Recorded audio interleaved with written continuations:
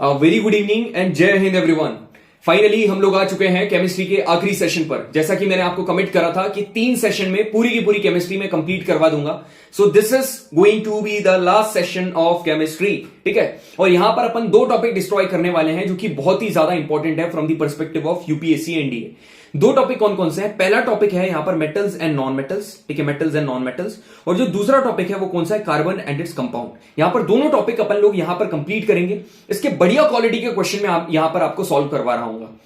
देखो, एक बात मैं तुमको ऑलरेडी बता रहा हूं, मतलब कि ये जो बैच है एनडीए 2 2024 का, यहां पर मतलब यूट्यूब के ऊपर पूरा का पूरा क्वालिटी कंटेंट करवाना विदाउट एनी कॉम्प्रोमाइज, ये बहुत मतलब चैलेंजिंग टास्क है। मगर फिर भी ये जो बैच एनडीए 2 2024 इसको पढ़ाने में इतना मजा आ रहा है कि क्या बताऊं। It's really accelerating for me, क्योंकि जो तुम्हारे रिस्पॉन्स आते हैं उसके साथ जो तुम्हारा काम एकदम कंप्लीट होता है। यदि मैं बोलता हूं कि ये वाला सेशन, यदि मैं जैसे अभी बोला है कि बेसिक सेशन कंप्लीट करके आना, जो केमिस्ट्री का मेटल्स एंड नॉन मेटल और कार्बन एंड कंपाउंड्स का डला है, तो मोस्टली लोग वहां पर कंप्लीट करके आए होंगे, वो जो वीडियोस हैं वो देखकर आए होंगे। एंड फाइनली यहां पर अपन क्वेश्चन सॉल्व करेंगे और उसका जो इंपॉर्टेंट कंटेंट है वो यहां पर देखेंगे। So it's really it's feeling very good teaching you guys. It's incredible, it's fascinating and amazing for me. देखो यहां पर क्या लिखा हुआ है, neither you nor your friends and even your relatives are in IIM। कोई भी इंडियन मिलिट्री में नहीं है।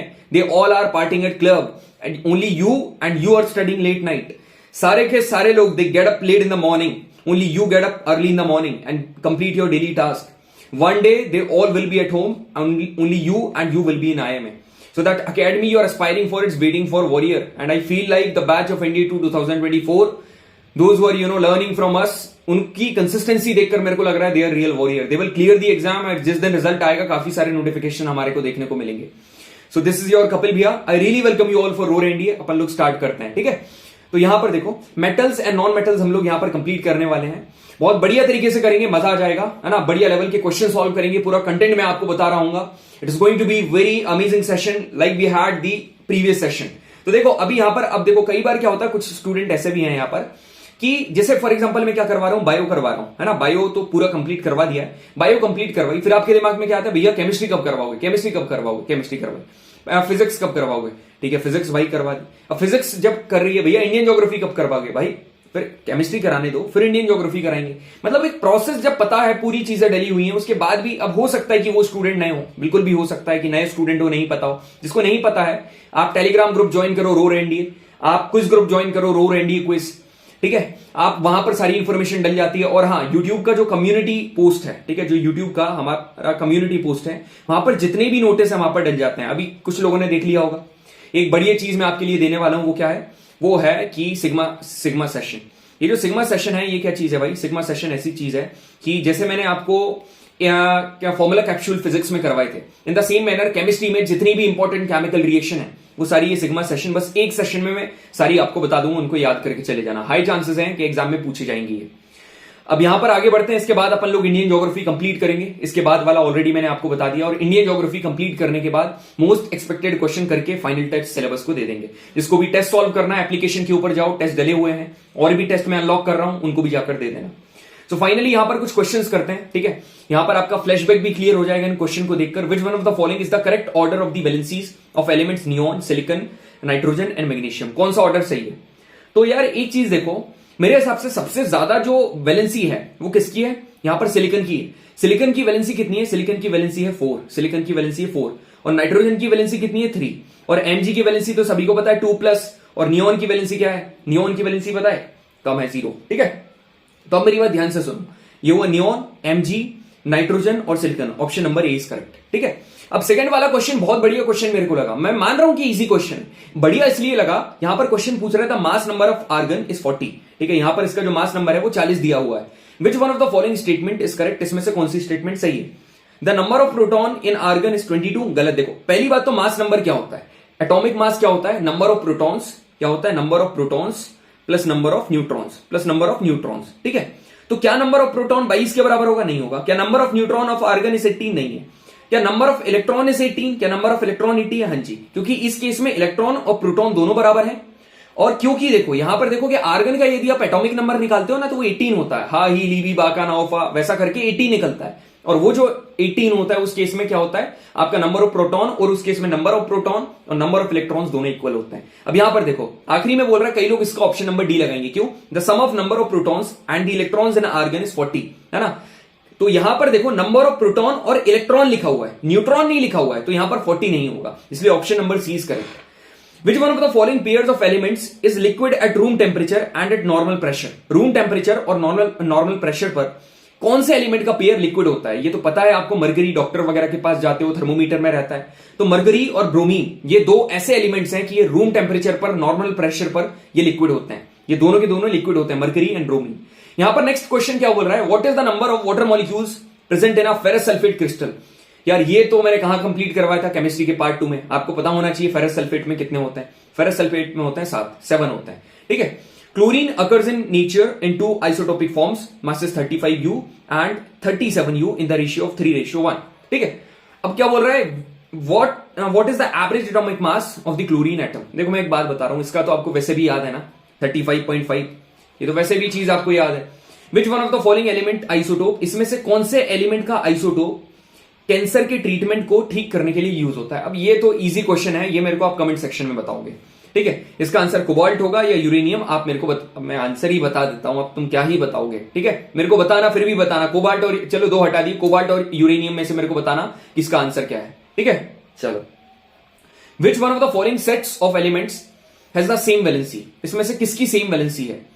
तो भाई सेम वैलेंसी किसकी है, ये वाला देखो, Mg की 2+, कैल्शियम की 2+, बेरियम की 2+, option number D is correct. तो यहां पर तुम्हारा फ्लैशबैक एकदम क्लियर हो गया, बिल्कुल सर क्लियर हो गया, सारी चीजें जितना पीछे पड़ा था वो भी अच्छा खासा रिवाइज हो गया, और कुछ नई चीजें जानने को मिली, उनको नोट डाउन कर लो, ठीक है। चलो आगे बढ़ते हैं। अब मेटल्स की कुछ प्रॉपर्टीज होती हैं, ये तो आपको पता होंगी, lustrous, ductility, malleability, sonorous, hardness, ठीक है, ये सारी चीजें आपको पता है। सीधे क्वेश्चन के ऊपर आते हैं। यहां पर क्वेश्चन क्या बोल रहा है, which one of the following is the correct arrangement of metal in decreasing order of their reactivity, है ना। रिएक्टिविटी के ऊपर क्वेश्चन ND1 2023 में। फिर पूछ रहा है इसमें से अगेन रिएक्टिविटी सीरीज के बारे में। तो रिएक्टिविटी सीरीज होती क्या है? रिएक्टिविटी सीरीज ये होती है potassium, sodium, calcium, magnesium, aluminium, zinc, iron, tin, lead, hydrogen, copper, mercury, sodium, gold, silver, gold. भैया ये तो जन्मों निकल जाएंगे, याद नहीं होगी यार। कुछ लोगों को याद है, बिल्कुल मोस्टली लोगों को याद है, जिसको याद नहीं है, जो आर्ट्स बैकग्राउंड से है और कॉमर्स बैकग्राउंड से, डोंट वरी, ये याद कर लो। Please stop calling me a zebra, instead try learning how CM saves gold. P से पोटेशियम, S से सोडियम, C से कैल्शियम, M से मैग्नीशियम, A से एल्यूमिनियम, Z से जिंक, I से आयरन, T से टिन, L से लेड, H से हाइड्रोजन, C से कॉपर, M से मरकरी, S से सिल्वर, G से गोल्ड, ठीक है। अब यहां पर क्वेश्चन आप देखो, ये क्वेश्चन क्या बोल रहा है, सही ऑर्डर कौन सा है, डिक्रीजिंग बताना है हमको, डिक्रीजिंग, इन द डिक्रीजिंग। वो सबसे बड़ा कौन सा है, सोडियम, ठीक है। सोडियम के बाद फिर क्या आता है, सिल्वर तो आखिरी में आएगा, तो हमारा ये option number D is correct. पहले आयरन फिर कॉपर, यहां पर देखो आयरन फिर कॉपर आएगा, ये आयरन आया, आयरन के बाद फिर ये कॉपर आया, पहले सोडियम आया और आखिरी में जाकर सिल्वर आया, ठीक है, क्लियर है। अब सेकंड क्वेश्चन क्या बोल रहा है, इसमें से देखो ज्यादा सबसे बड़ा कौन है, जिंक है या कॉपर है? आप यहां पर देखो जिंक है या कॉपर है? सर सबसे पहले तो जिंक है, तो पहले जिसमें जिंक आ रहा है वो आंसर होगा, या तो ये होगा या तो ये होगा। अब आयरन ज्यादा है या कॉपर है? कॉपर पहले आएगा, ये देखो सबसे ज्यादा पहले आयरन है, ठीक है। अब यहां पर आयरन है, आप देखो उसके बाद जिंक के बाद आयरन यहां पर आ रहा है, फिर लेड आ रहा है, फिर कॉपर आ रहा है, option number A is correct, ठीक है। क्लियर है सभी को? बिल्कुल सर एकदम क्लियर है। अब यहां पर देखो, अब क्वेश्चन कौन सा करते हैं, यहां पर देखो वाटर के साथ जो रिएक्शन है ना, ये सीधे मैं आपको बता देता हूं। यहां पर देखो मेटल जो है ना, सीधे मैं आपको क्रक्स बताऊंगा। अब यहां पर मेटल की रिएक्शन होती है, मेटल ऑक्सीजन के साथ रिएक्ट करता है, वाटर के साथ रिएक्ट करेगा, एसिड के साथ और मेटल सॉल्ट के साथ। अब मेटल जब ऑक्सीजन के साथ रिएक्ट करेगा तो मेटल ऑक्साइड बनाएगा, ठीक है, सभी को पता है। अब एम्फोटेरिक ऑक्साइड जो कि बहुत इंपॉर्टेंट एम्फोटेरिक ऑक्साइड्स है, ये जानबूझकर इसका PYQ आया है, मैंने इंक्लूड नहीं करा क्योंकि कंटेंट मेरे को इसका बताना था। क्या एम्फोटेरिक ऑक्साइड ऐसे ऑक्साइड है जैसे एल्यूमिनियम ऑक्साइड और जिंक ऑक्साइड, इनको याद कर लेना। ये दोनों ऐसे ऑक्साइड है जो कि एसिड और बेस दोनों के साथ रिएक्ट करते हैं और सॉल्ट एंड वाटर प्रोड्यूस करते हैं, इनको एम्फोटेरिक ऑक्साइड बोलते हैं। ये मेटेलिक ऑक्साइड्स हैं, दोनों एसिडिक और बेसिक बिहेवियर शो करते हैं, इनकी रिएक्शन आप याद कर लेना, ठीक है। अब यहां पर देखो, अब कुछ मेटेलिक ऑक्साइड ऐसे हैं जो कि वाटर में इनसॉल्युबल है, मगर मोस्टली ऐसे हैं जो कि सॉल्युबल होकर हाइड्रोक्साइड बनाते हैं, इनको एल्कली बोलते हैं, ठीक है, इनको एल्कली, जैसे सोडियम हाइड्रोक्साइड और पोटेशियम हाइड्रोक्साइड। अब ये देखो, ये क्रक्स है, देखो सोडियम और पोटेशियम एकदम जल्दी से ऑक्सीजन के साथ विग्रेसली रिएक्ट कर जाएंगे, और इवन यदि आपने ओपन छोड़ दिया तो आग मतलब कैच कर लेंगे, इसलिए इनको कैरोसिन में रखा जाता है। रूम टेम्परेचर पर मैग्नीशियम और एल्यूमिनियम एक थिन लेयर बना लेते हैं जो कि फर्दर ऑक्सीडेशन से इनको बचाती है। इवन मैग्नीशियम भी। जिंक जो है ये एकदम स्ट्रॉन्ग हीटिंग पर ही जलता है, भाई जो आयरन है ये काय के रॉड और ब्लॉक के फॉर्म में जलता है। ये इतने भी क्वेश्चन है ना सारे क्विज ग्रुप पर आपको मिल जाएंगे। कॉपर हीटिंग पर नहीं जलता है, मगर ब्लिस्टर कॉपर है वो जल जाता है। और सिल्वर और गोल्ड ऑक्सीजन के साथ रिएक्ट करते ही नहीं है इवन एट हाई टेम्परेचर पर, इसलिए उसकी वैल्यू ज्यादा है। ठीक है, अब एनोडाइजिंग बहुत इंपॉर्टेंट क्वेश्चन है। ठीक है, सीधे कंटेंट में आपको बता रहा हूं। देखो एनोडाइजिंग क्या है, एक और भी एक्स्ट्रा थिक लेयर बनाना, काहे कि जो एल्यूमिनियम ऑक्साइड की लेयर बन रही थी ना, क्योंकि एल्यूमिनियम ऑक्साइड की लेयर यदि फर्दर ऑक्सीडेशन से बचा रही है तो और ज्यादा अच्छी लेयर बना दो। यहां पर एल्यूमिनियम को एनोड पर यूज करेंगे और डाइल्यूट सल्फ्यूरिक एसिड को एज एन इलेक्ट्रोलाइट यूज करेंगे। जब यहां पर करंट पास करेंगे तो ऑक्सीजन कहां पर लिबरेट हो जाएगी, वहां पर लिबरेट हो जाएगी और एल्यूमिनियम के साथ रिएक्ट करके उसकी एक ऑक्साइड की लेयर बना लेगी। ये वाला क्वेश्चन क्या है कि कौन सा मेटल है जो कि float in the cold water में फ्लोट करता है। तो देखो पहले अपन ने ऑक्सीजन के मेटल की ऑक्सीजन के साथ रिएक्शन देख लिया, पानी के साथ देखते हैं। देखो पानी के साथ इनकी कहानी ऐसी है, मैं आपको डायरेक्टली बताऊं। देखो ये चीज तो सब बता देते हैं, अपनी कॉपी में ये लिखना। ये देखो एकदम क्रक्स बता रहा हूं आपको, this is very very important. Potassium, sodium, calcium तीनों के तीनों कोल्ड वाटर से रिएक्ट कर जाएंगे, मगर जो पोटेशियम और सोडियम की जो रिएक्शन है ना, इट इज हाईली एक्सोथर्मिक। ये बहुत ही ज्यादा हाईली एक्सोथर्मिक रिएक्शन है। और जो कैल्शियम है इसको ऐसा लगता है कि it is floating over water. इसका सीन क्या है, देखो इसको इसलिए ऐसा लगता है क्योंकि यहां पर जो हीट मतलब इवॉल्व होती है, इट इज, देखो यहां पर सुनो, calcium floats over water because the bubbles of hydrogen gas, जो हाइड्रोजन गैस के बबल है ना वो सरफेस पर जाकर स्टिक हो जाते हैं। फिर ऐसा लगता है कि वहां पर कौन जा रहा है, वहां पर जो कैल्शियम है वो फ्लोट कर रहा है।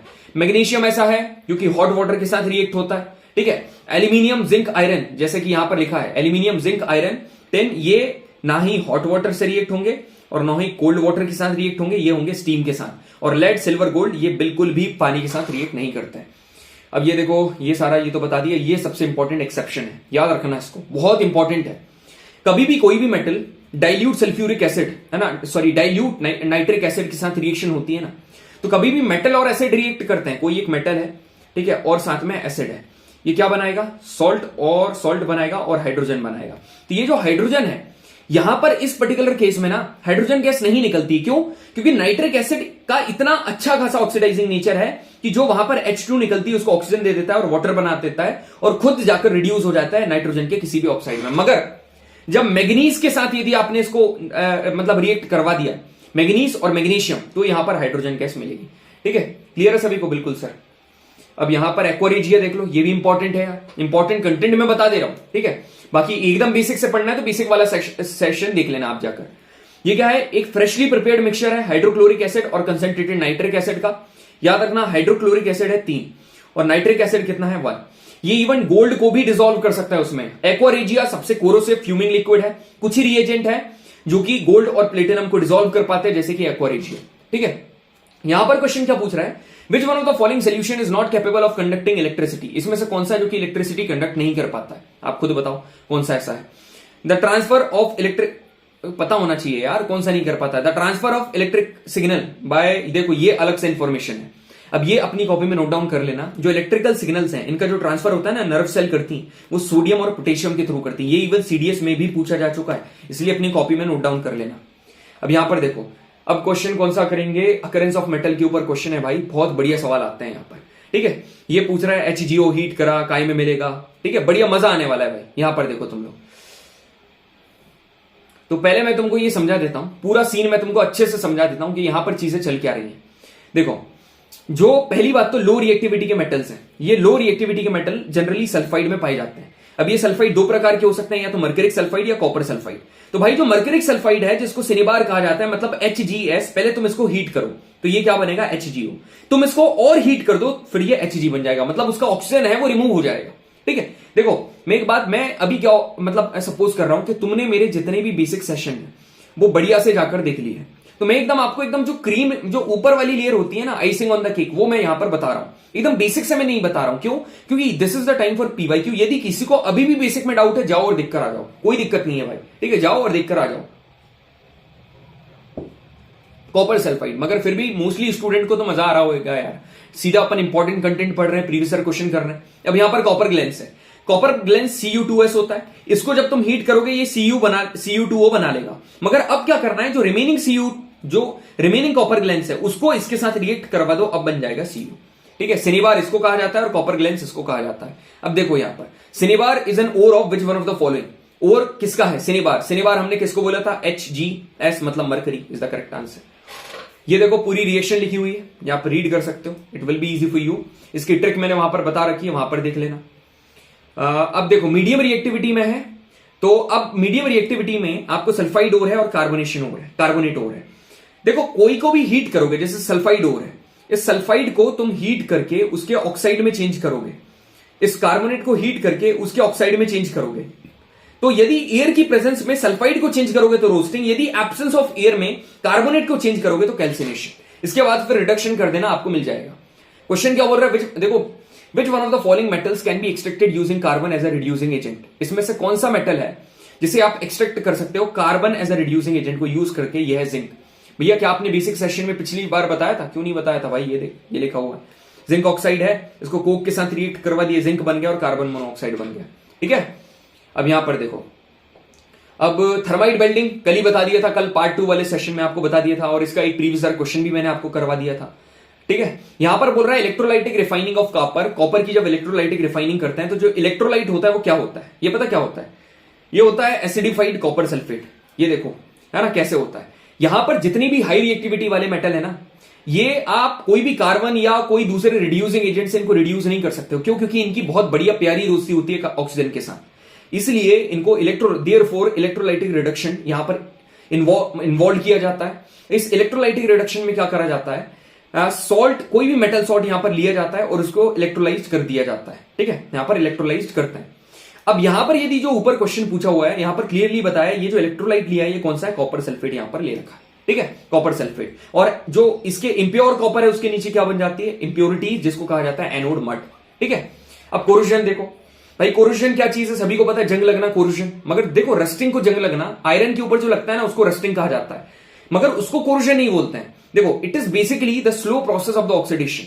यदि रस्टिंग ऑफ आयरन है ये भी कोरोजन है, सिल्वर का टार्निश होना ये भी कोरोजन है, ग्रीन कोटिंग बनना कॉपर के ऊपर ये भी कोरोजन है। अब यहां पर क्वेश्चन क्या पूछ रहा है? स्टील और आयरन को प्रोटेक्ट करना है रस्टिंग से, तो एक पतली लेयर होती है कौन से मेटल की, जो कि अप्लाई करी जाती है। अब सोल्यूशन की बात कर रहे हैं तो सभी को एक बार देख लेते हैं ना sir.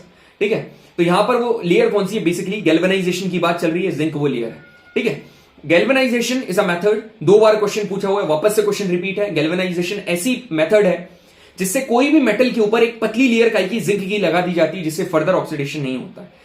Silver artifact gets tarnished in air, ये तो कल क्वेश्चन करवा दिया है भाई, ये वाला क्वेश्चन कल ही करवा दिया है। Silver artifacts get tarnished in air due to the formation of, यहां पर देखो सीधे आप, गैल्वेनाइजेशन क्या प्रोसेस है? एक ऐसी प्रोसेस जिसके ऊपर जिंक की लेयर चढ़ा दी जाती है मेटल के ऊपर, और इतना मतलब स्ट्रांग होता है ये फिनोमेना कि गैल्वेनाइज्ड आर्टिकल, मतलब इवन वो जिंक की कोटिंग टूट भी जाए ना तब भी गैल्वेनाइज्ड आर्टिकल प्रोटेक्ट रहता है।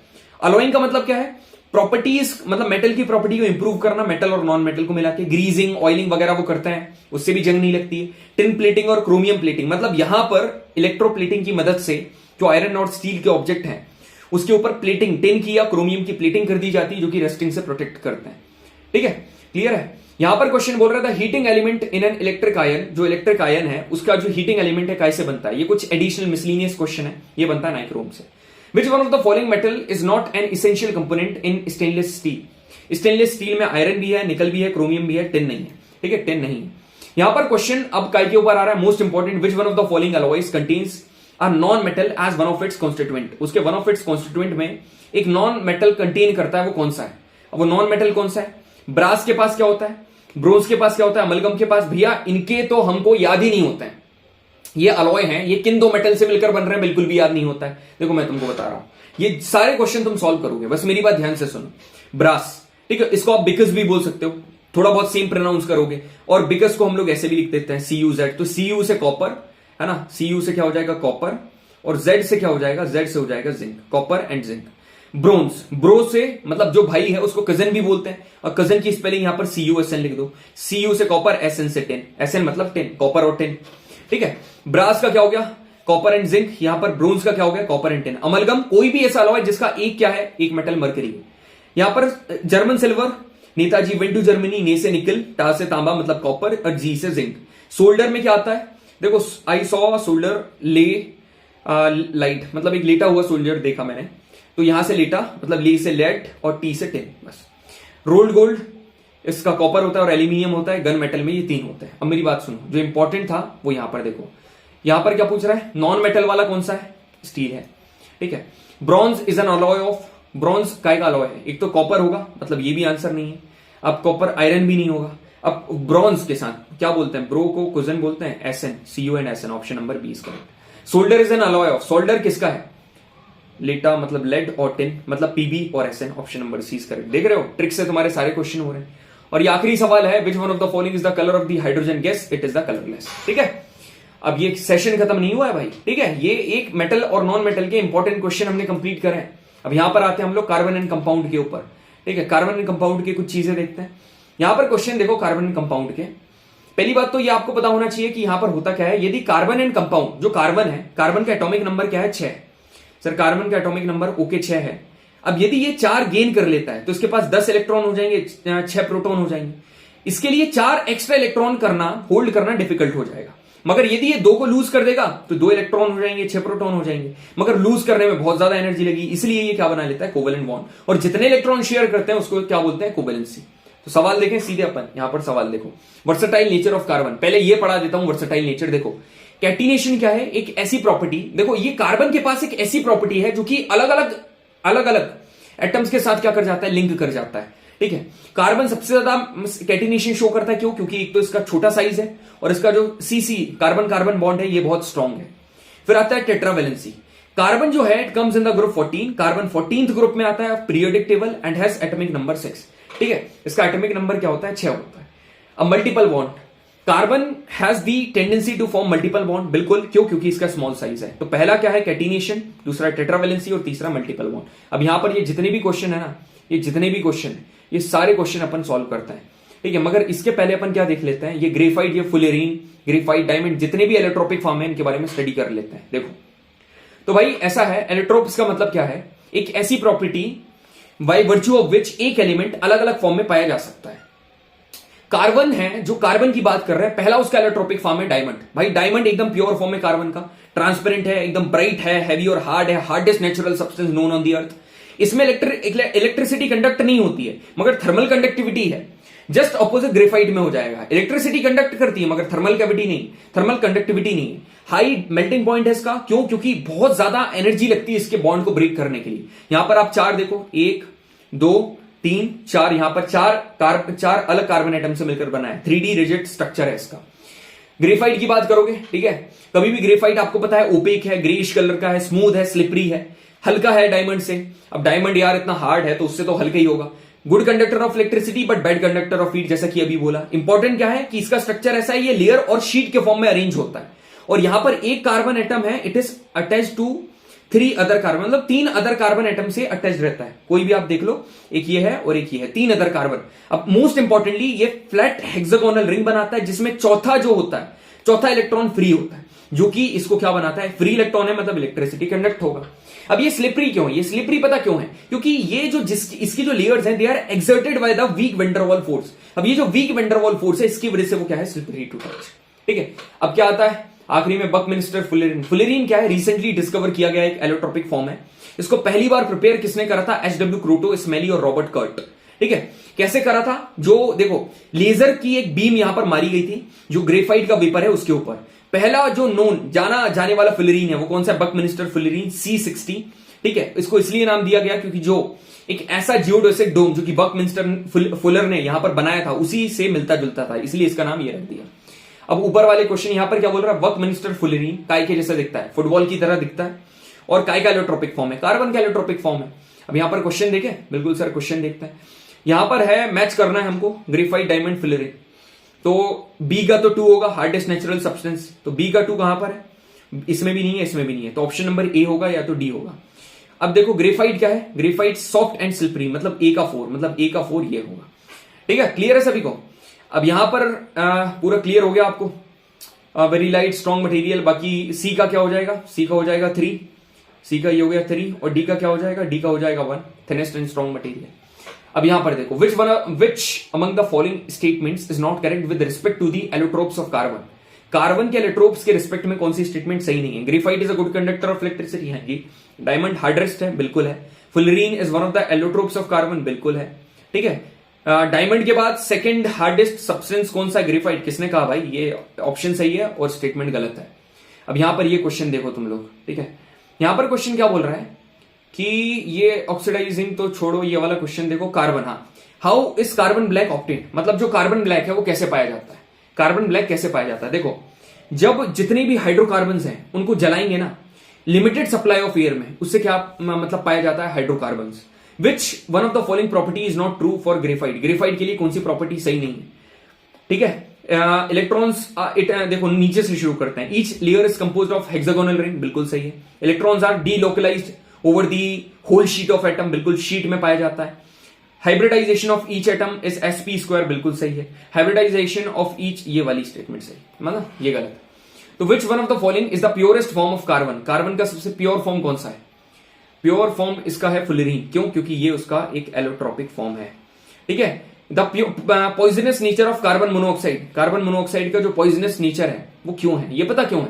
ये भाई मतलब it has the ability to form a complex with haemoglobin, haemoglobin के साथ मिलकर कॉम्प्लेक्स बना लेता है, और वहां पर जो कार्बन है, मतलब जो ऑक्सीजन है, उसको क्या कर देता है? उसको रिड्यूस कर देता है।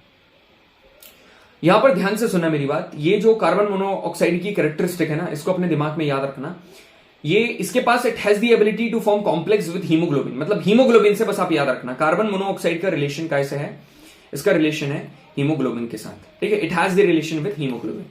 अब आगे देखो, ये सेम चीज क्वेश्चन यहां पर क्या बोल रहा है? कौन सी स्टेटमेंट सही नहीं है?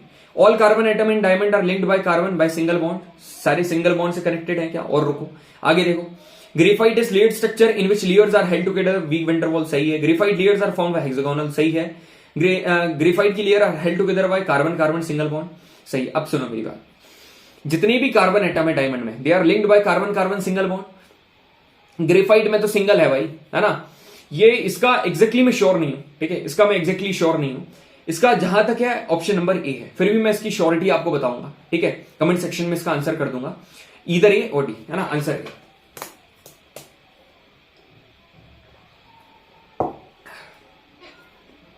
Which one of the following not produce carbon dioxide on reaction with aqueous solution? यार क्विक लाइम है ना, क्विक लाइम है।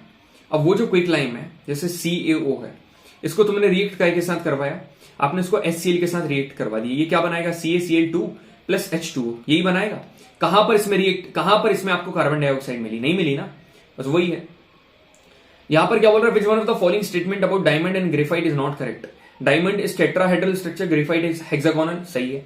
Both physical and chemical properties of diamond and graphite are different, दोनों की दोनों डिफरेंट है। और देखो आगे देखते हैं, ग्रेफाइट सॉफ्ट है मगर डायमंड हार्ड है, सही है।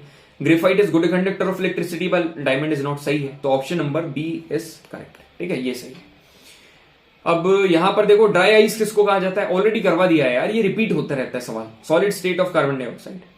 अब और देखो, Which one of the following is not correct? Buckminster fullerene is allotrope of carbon, सही है। डायमंड गुड कंडक्टर, क्या diamond good conductor of electricity है? नहीं है, तो option number B is correct. How many covalent bond are present in chloropropane? तो chloropropane क्या है? C3H7Cl, तो C3 1 2 3, H कितने? 7 है, 1 2 3 4 5 6 7, और ये क्या है? क्लोरीन। तो कितने यहां पर कोवेलेंट बॉन्ड बन रहे हैं? 1 2 3 4 5 6 7 8 9 10, option number D is correct. Which one of the following is the largest composition in biogas? Biogas का सबसे लार्जेस्ट कंपोजिशन कौन सा है? मीथेन, ठीक है, ये कौन सा है? मीथेन। अब यहां पर बोल रहा है which one of the following statement about cleansing action of soap is not correct? ये देखेंगे, पहले cleansing action पढ़ेंगे, उसके बाद करेंगे, ठीक है। हाइड्रोजनेशन ऑफ वेजिटेबल ऑयल, बस ये भी करेंगे, ये भी देखेंगे अपन अब भी। Which one of the following material is not an allotrope of carbon? Carbon का एलोट्रोप कौन सा नहीं है? फ्लाई ऐश नहीं।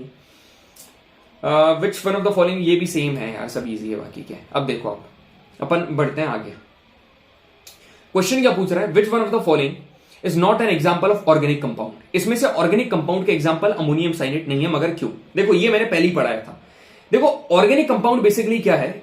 ऐसे कार्बन के कंपाउंड, उसके ऑक्साइड्स कार्बोनेट को छोड़कर और बाइकार्बोनेट सॉल्ट को छोड़कर। अब मेरी बात ध्यान से सुनना, पहले ऐसा माना जाता था कि ये जो ऑर्गेनिक कंपाउंड्स हैं, इनको प्रोड्यूस करने के लिए कोई ना कोई वाइटल फोर्स की रिक्वायरमेंट है। मगर एक बार क्या हुआ, जो फ्रेडरिच वोलर है, ये यूरिया, मतलब ये क्या प्रिपेयर कर रहे थे? अमोनियम साइनेट के साथ कुछ छेड़खानी कर रहे थे। ये अमोनियम साइनेट ऑर्गेनिक कंपाउंड नहीं था, मगर इन्होंने उससे एक ऑर्गेनिक कंपाउंड बनाया जो कि था यूरिया। यूरिया बन गया। अब भाई यूरिया बन गया बिना किसी चीज के, तो यहां तो ये पता चला ना कि सिंथेसिस ऑफ यूरिया ने वाइटल फोर्स थ्योरी को डिस्कार्ड कर दिया, क्योंकि यहां पर तो कोई फोर्स की जरूरत ही पड़ी नहीं, वो डायरेक्टली वो चीज का यहां पर फॉर्मेशन हो गया। तो यहां पर क्या है, अमोनियम साइनेट नहीं था, यहां पर यूरिया था ना, ये एक पर्टिकुलर ऑर्गेनिक कंपाउंड था, ये ऑर्गेनिक कंपाउंड था और जिससे बना था वो नहीं था। ठीक है, अब यहां पर देखो C4H8 belongs to homologous series of, है ना, तो एल्केन एल्कीन एल्काइन। पहले तो ये बताओ मेरे को, देखो मैं ये बहुत बढ़िया तरीके से तुमको बताता हूं। हाइड्रोकार्बन्स क्या होते हैं, ऐसे ऑर्गेनिक कंपाउंड जो कि सिर्फ कार्बन और हाइड्रोजन से मिलकर बनते हैं। अब ये दो कैटेगरी के हो सकते हैं, एक हो सकता है सैचुरेटेड और एक हो सकता है अनसैचुरेटेड। सैचुरेटेड को एल्कीन्स कहा जाता है, अनसैचुरेटेड को एल्कीन्स और एल्काइंस कहा जाता है। ठीक है, एल्कीन्स सिंगल कोवेलेंट बॉन्ड है पैराफिन्स, और एल्कीन्स डबल कोवेलेंट बॉन्ड है ओलेफिन्स, एल्कीन्स ट्रिपल बॉन्ड है। ठीक है, ये देखो यहां पर इसका फॉर्मूला क्या है, CnH2n+2, इसका CnH2n और CnH2n-2। ऊपर बना क्या रहा है, ये बना रहा है क्या, C4H8, क्या C4H8। यदि मैं यहां पर 1 रखूं, काय में CnH2n पहले वाले में 1 रखूं, तो क्या हो जाएगा, 1 तो हमको रखना ही नहीं है भाई, 4 रखना है। कहीं पर 4 रखकर देखो आप, यहां पर आप 4 रख के देखो, कहां पर, पहले वाले में 4 रखोगे तो क्या बनेगा, C4H10 बन जाएगा, तो पहला वाला तो नहीं है। दूसरे वाले में रखोगे क्या बनेगा, C4H4 8, ये बन गया। तो ये क्या है, एल्कीन है, मतलब डबल बॉन्ड एल्कीन है। एल्कीन लिख दो यहां पर, एल्कीन डबल। समझ में आया, बहुत इजी क्वेश्चन था ये। तो यहीं पर याद रखना, बस एक चीज और याद रखना, ये जितने भी सैचुरेटेड है ना सिंगल बॉन्ड, ये एकदम क्लीन ब्लू फ्लेम देते हैं और कंप्लीट कंबशन करते हैं, मगर जो अनसैचुरेटेड है दे आर हाईली रिएक्टिव और सूटी और स्मोकी फ्लेम देते हैं। ठीक है, अब देखो आइसोमर वगैरह क्वेश्चन देखो, आइसोमर क्या है, ऐसे ऑर्गेनिक कंपाउंड, आइसो मतलब सेम, और एम से मॉलिक्यूलर मास, मॉलिक्यूलर फॉर्मूला, ऐसे ऑर्गेनिक कंपाउंड जिनका सेम मॉलिक्यूलर फॉर्मूला होता है but different chemical and physical properties. ये फंक्शनल ग्रुप पता होना चाहिए आपको। ठीक है, ये देखो अब ये पढ़े कहां से, तुमको क्वेश्चन आ रहा होगा भैया वेयर टू स्टडी, बार बार बोल रहा हूं बेसिक। ठीक है, बेसिक्स वाले सेशन देख लेना। बाकी तुम मेरे को बताना यार, फिर भी मैं जो PYQ करा रहा हूं उसके साथ मैं तुमको ढेर सारा कंटेंट बता रहा हूं। ठीक है, मैं चाहता ना क्या करता, एक अलग स्लाइड में सिर्फ PYQ लेकर आ जाता, ये स्लाइड्स ओपन ही नहीं करता, और ये स्लाइड्स मैं तुमको शेयर भी कर रहा हूं, ऐसा नहीं है, ये स्लाइड आपको टेलीग्राम ग्रुप पर मैं शेयर भी करता हूं। तो आप खुद सोचो कितने बढ़िया तरीके से सारी प्रैक्टिस तुम्हारी चल रही है, साथ में तुम्हारा रिविजन भी हो रहा है, कंटेंट भी आपका कुछ एक्स्ट्रा इंफॉर्मेशन पता चल रही है, PYQ भी जा रहा है। ठीक है, आगे देखते हैं यहां पर। अब ये भैया अब देखो यहां पर तुम्हारे को दिक्कत आती, इतनी बढ़िया चीज तुम्हारे को बताऊंगा ना, ये सब्स्टिट्यूशन रिएक्शन है भैया। ठीक है, सब्स्टिट्यूशन रिएक्शन यहां पर हमारी, ठीक है, यहां पर एडिशन रिएक्शन है भैया, यहां पर फिर है ना सब्स्टिट्यूशन वो अलग थी, वो ऑक्सीडेशन थी, यहां पर सब्स्टिट्यूशन लिखा जरूर है, ऑक्सीडेशन है, इसको क्या कर दो ऑक्सीडेशन। ठीक है, ये ऑक्सीडेशन है। ठीक है सर, ये ऑक्सीडेशन है। इसके बाद ये हमारी ये एडिशन हो गई, उसके बाद ये सब्स्टिट्यूशन हो गई, फिर उसके बाद यहां पर दूसरी आ गई डिहाइड्रेशन आ गई, फिर यहां पर इथेनॉइक, ये फिर दोनों की रिएक्शन होगी, ये एस्टेरिफिकेशन। भैया इतनी सारी रिएक्शन, ठीक है, इतनी सारी रिएक्शन है, इसके प्रोडक्ट और इसके साथ क्या एजेंट का यूज हो रहा है ये हमारे को याद नहीं होता है। एक पन्ना बताऊंगा बस तुम्हारे को, इतनी जितनी भी ये केमिकल रिएक्शन है ना सारी तुम्हारे को याद हो जाएंगी, बस एक। पहली बात तो ये एडिशन रिएक्शन देखो, यहां पर हाइड्रोजन गैस का यूज करा है, तो ये हाइड्रोजन। ठीक है, देखो बेसिक्स है, तुम जो देखना है वहां पर देख लेना, यहां पर मैं ट्रिक बता रहा हूं, सुनना ध्यान से, मेरी बात सुनो, लिसन टू मी केयरफुली। ये देखो पहले ये क्वेश्चन देखो, which one of the hydrocarbon are arrange as per, ये पहले अपन नीचे वाला कर ले। ठीक है, नीचे वाला कर लेते हैं, यही वाला, उसके बाद देखते हैं। ये देखो एस्टेरिफिकेशन, पहले अपन ने क्या, oxidation, substitution, esterification, dehydration, addition reaction. अब ध्यान से देखना, ध्यान से एकदम पूरा का पूरा यहां पर क्लैरिटी बताऊंगा। जो कार्बन एंड कंपाउंड में ऑक्सीडेशन रिएक्शन है ना, उसमें इथेनॉल इथेनॉइक एसिड में चेंज होता है, मतलब अल्कोहल कार्बोक्सिलिक एसिड में चेंज होता है। ठीक है, अब इसमें कौन से एजेंट का यूज करेंगे, पोटेशियम परमैंगनेट और पोटेशियम डाइक्रोमेट, मतलब KMnO4 और K2Cr2O7, ये दो के दो ऑक्सीडाइजिंग एजेंट का यूज करेंगे। खत्म, इतना ही पढ़ना है आपको। एडिशन रिएक्शन जैसे कि हाइड्रोजनेशन ऑफ वेजिटेबल ऑयल, इसमें क्या होता है, जो अनसैचुरेटेड हाइड्रोकार्बन है ये काय में चेंज हो जाते हैं, ये चेंज हो जाते हैं सैचुरेटेड हाइड्रोकार्बन में, मतलब डबल बॉन्ड वाले या ट्रिपल बॉन्ड वाले सिंगल बॉन्ड में चेंज हो जाते हैं। इसमें क्या यूज करते हैं, निकल कैटलिस्ट का यूज करते हैं। ठीक है, और हाइड्रोजन। अब डिहाइड्रेशन में क्या होता है, डिहाइड्रेशन में जो अल्कोहल है, मतलब जो इथेनॉल है, ये काय में चेंज होगा, इथीन में, ये चेंज हो जाता है इथीन में, मतलब इथेनॉल इथीन में चेंज होगा, कंसंट्रेटेड H2SO4। अब आता है एस्टेरिफिकेशन। एस्टेरिफिकेशन में क्या होता है, इथेनॉल और इथेनॉइक एसिड दोनों रिएक्ट करके एस्टर बनाते हैं। अपनी कॉपी में नोट डाउन कर लेना, एक ही पेज में पूरी रिएक्शन क्लियर हो रही है तुम्हारी। ये दोनों रिएक्ट करके एस्टर बनाते हैं, और यहां पर क्या रहता है, कंसंट्रेटेड सल्फ्यूरिक एसिड यहां पर एजेंट रहता है। अब सपोनिफिकेशन रिएक्शन जिससे सोप का फॉर्मेशन होता है, एस्टर जो आपका ऊपर बना ना, इसको एल्कली कोई भी NaOH के साथ रिएक्ट करवा दिया, यहां पर एल्कोहल वापस से बन जाएगा और यहां पर सोडियम सॉल्ट जो बनेगा यही तुम्हारा सोप होगा। ठीक है, यही तुम्हारा सोप होगा। तो सोप विद वाटर फॉर्म ये क्या बना लेता है, लायोट्रोपिक लिक्विड क्रिस्टल बना लेता है, मगर हमको समझ में नहीं आया सोप कैसे बनता है।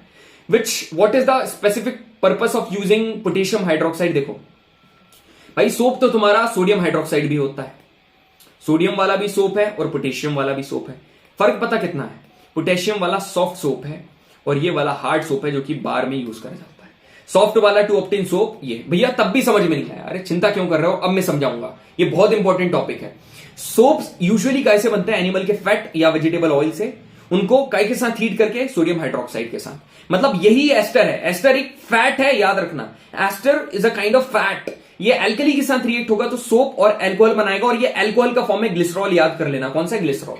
और इसी रिएक्शन को हम लोग सैपोनिफिकेशन रिएक्शन बोलते हैं। अब सोप तुम्हारे क्या है, सोडियम और potassium salt of long chain carboxylic acid, और डिटर्जेंट क्या है, अमोनियम और sulphonate salt of long chain carboxylic acid. इसको सोपलेस सोप भी कहा जाता है। अब यहां पर ध्यान से सुनना, ये सोप जो बना ना, पूरा ओवरऑल जहां पर फॉर्मेशन होता है, इसका क्या है, एक हेड होता है और इसकी क्या होती है, एक टेल होती है। हेड होती है और टेल होती है।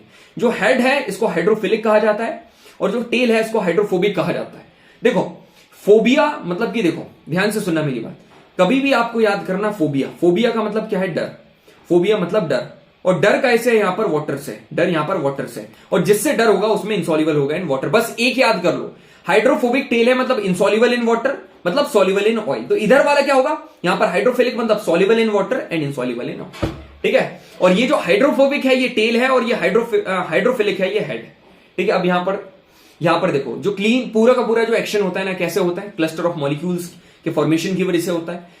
एक हाइड्रोफोबिक टेल होती है जो क्लस्टर का इंटीरियर होता है, हाइड्रोफिलिक टेल मतलब हेड होता है ना, हेड होता है जो कि एक्सटीरियर होता है। यहां पर ओवरऑल क्या होता है, मिसल का फॉर्मेशन होता है, मतलब जो क्लस्टर ऑफ मॉलिक्यूल बनता है उसको मिसल बोलते हैं, है ना। जो ऑयल और डर्ट है जो सेंटर, मिसल के सेंटर में कलेक्टेड है, ठीक है, जो ऑयल और डर्ट सेंटर में कलेक्ट हो जाती है, और जो मिसल है एज अ कोलाइड यहां पर क्या करता है, स्टे करता है। सोप सोल्यूशन अपीयर्स क्लाउडी, जो सोप का सोल्यूशन है ये क्लाउडी अपीयर करता है। इसका रीजन क्या है, मिसल का फॉर्मेशन, और पता ये इवन लाइट को भी स्कैटर करता है।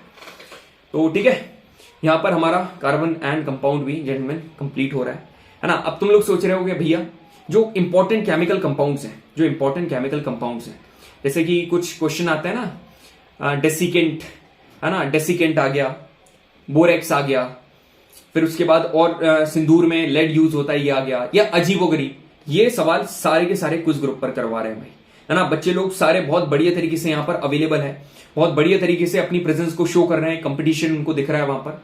ये वाला ग्रुप ज्वाइन करो, सारे क्वेश्चन वहां पर इसके रिगार्डिंग आपको मिल जाएंगे। ये स्लाइड्स में वहां पर शेयर कर दूंगा, और जिसको एकदम बेसिक से क्लियर करना है ना, पुरानी वाली वीडियो जाकर देख लेना एकदम बेसिक से, बाकी प्रीवियस क्वेश्चन मैंने करवा दिया। ठीक है, आई होप और you really enjoyed this particular session. जो भी डाउट हो टेलीग्राम पर पूछ लेना, ठीक है। So thank you very much gentleman, it was nice interaction with you. इसके बाद हम लोग इंडियन ज्योग्राफी कंप्लीट करेंगे, ठीक है। इंडियन ज्योग्राफी बस 3 सेशन लूंगा, जल्दी से इंडियन ज्योग्राफी हो जाएगी, और उसके बाद मोस्ट एक्सपेक्टेड क्वेश्चन कंप्लीट करवा के पूरा syllabus wind up. So thank you very much, जय हिंद।